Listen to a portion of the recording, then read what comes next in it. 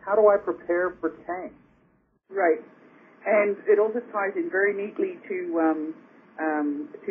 what June in Madrid says. I'm just reading the screen here. How do I choose all these systems and offerings? Before I can assess the benefits of change, I need to know what's out there, but I simply don't understand enough to know when I'm being lied to or sold to or what the difference. But does June realize it's not the right question? Well, she's asking about tools. No, but part of it is, and the key part is, I just don't understand enough to know. And that's true. How you prepare for change. You find out. You find out whatever you can. Now, the best way to prepare for change is do the research. Talk to coworkers about what you learn, and then start to make a plan on how am I going to adapt to this change. Perhaps you might want to take some courses. Now, if you go to a continuing studies curriculum and you look for content management courses, you're not going to find them. No. The university is not where you look for these skills. But you can find courses on information management. There are courses on structured writing. You can do, if it's not a strong point with you, you can do some indexing. Perhaps take a course or even just a one-day seminar on library science, and particularly with a focus on building taxonomy. Go to the xpubs conference or any other conference that's in the space. Absolutely. And attend the half-day workshops. Those are some of the best little secrets around. Those 4-hour workshops you can learn an awful lot in. Yeah.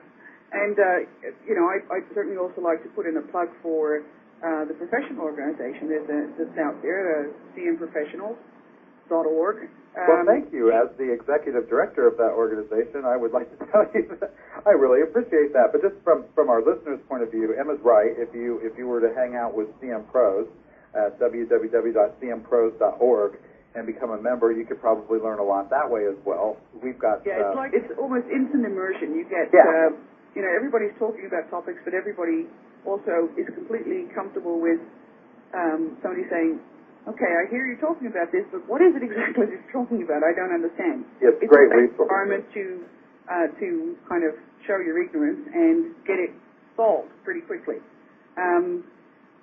Read books. Why would you have to invent the wheel? There are smart people out there who've written down what they think and how to do things and pick their brains by reading their books. Obviously, Anne Rockley's Managing Enterprise Content.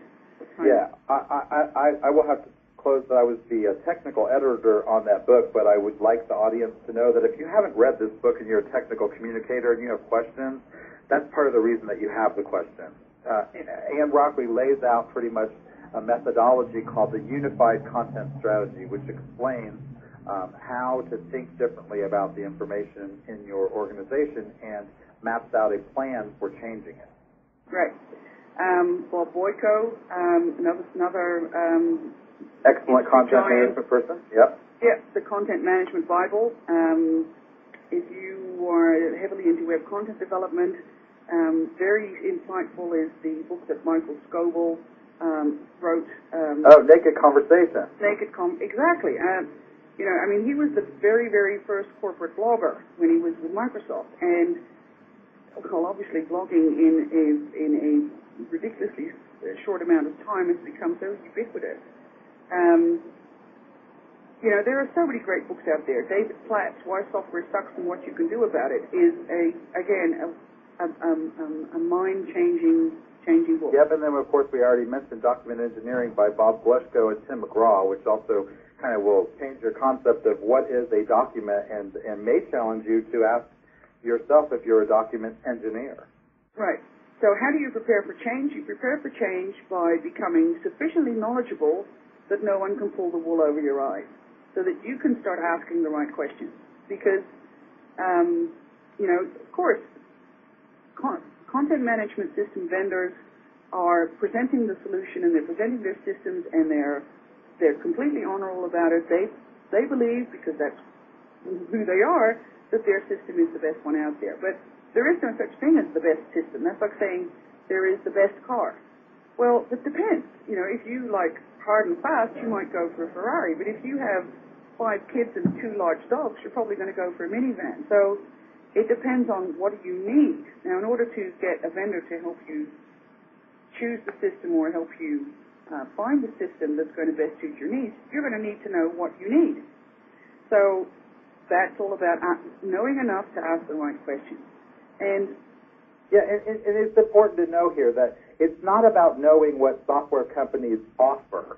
It's about knowing, regardless of software, what you need, where you need to go, where you want to be in 10 years from now. Then you go ask the software vendors. It's just a flip-flop because we're used to shopping by catalog. You know, we go to Amazon, we read the benefits and the features, and then we purchase the product. And then we bring the product home and we try to make it solve the problems that we have. Or maybe sometimes we think the device is just nifty, and we buy it in hopes we'll find some problems to solve. And you don't want to... You know, and there's... you know, it's come up before about you know, companies that, or IT analysis companies, the Gartner Group and stuff like that, they don't quite understand the implications of content management either. So they're not asking the right questions. So no, they're not, and all the analysts are guilty. Yeah, don't blindly accept what an industry analyst report says. Make up your own mind. And again, ask the questions about how are you going to do this for us, and this is what we need done, and can you do it? And don't just say when they say, oh yes, we can do it, because chances are that they can, but they're going to have to spend $150,000 to do the custom programming in order to do it. So, and it's not just can they do it, it's how do they do it, and ask those questions.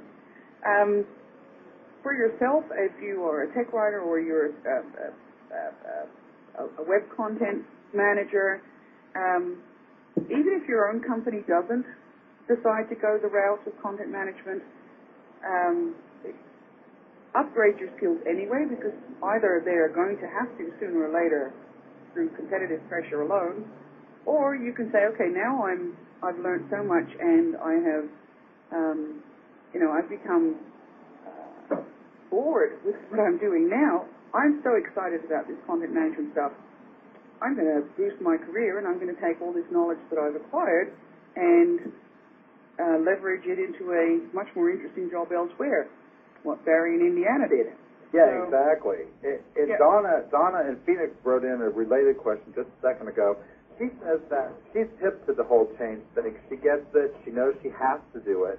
Now she's the manager of a documentation department. She said she wondered if you should force all the people in a group to use one approach just to get cost efficiencies. And I think her overall message is, might there be different roles that people play that require them to have different tools? So maybe one department needs the flexibility of a in-your-face XML editor that lets you get down and edit the code, whereas another team might require just an interface that's in a Microsoft Word kind of environment that behind the scenes is actually, delivering the XML content in a way that is not noticeable to the end user.